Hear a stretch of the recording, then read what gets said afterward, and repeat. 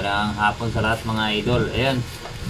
Ito, dumating na talaga hinintay ko mga idol. Hindi pa ako nakabiyahe ngayon. Kasi ito talaga hinintay ko mga idol. 'Di ba sa mga vlog ko mga idol, maliwanag na yung ilaw ko sa motor sa harap.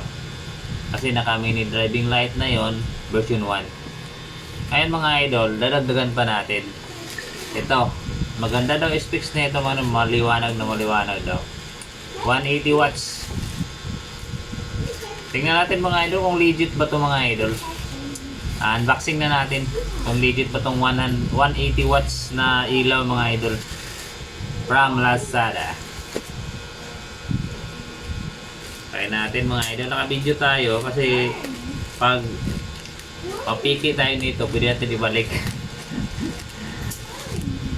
Ayan.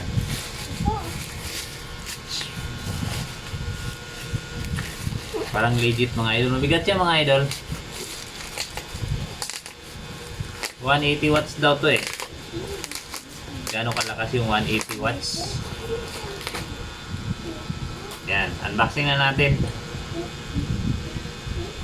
Kabaksyong motorcycle mini driving light fog light. Motor? Ilaw sa motor. Motor? Ayan mga idol. Motor? Ito. Motor? Ito yung laman ng box mga idol. Motor? Malaki mga idol. Malaki siya. Unang-una makikita mo, Motor? switch off, on, Slide? Slide? Tatlo. Slide? Huh? Slide? tapos ito yung pinakailaw niya mga idol. Ilaw? Laki pala nito. Ilaw? Wow, ang laki mga idol oh. Ilaw? Ilaw?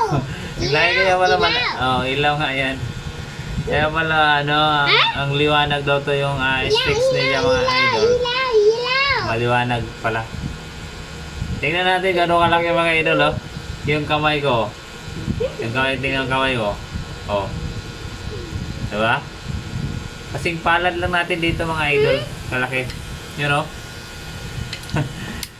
Ano kaya kalakas to mga idol kung makabitan natin. Tapos, meron siyang mga screw. Pangkabit mga idol. Mga tools. Tapos, yung isa. Yan. Gano'ng kalaki mga idol oh. Yan oh. Gano'ng kalaki. Gano'ng kalakas kaya to pag makabit na sa motor natin mga idol. Switch yan, switch. Ngayon mga idol, ang kasama niya ito. Tapos yan lang mga idol, ito lang laman. Yan lang laman ng box mga idol. Ayan. Dalawang ilaw. Yung bracket niya. Ito yung mga rosca niya mga idol. Sana malakas yung buga ng ilaw nito mga idol. Kasi siyempre ang laki oh. Parang apatin yung mini driving light ko mga idol sa laki. Or tatlo. Kaya may laki oh. Laking lens niya mga idol. Tsaka mabigat siya mabigat. Try natin to kung okay ba to. Try kaya natin dito sa may battery naman ako dito.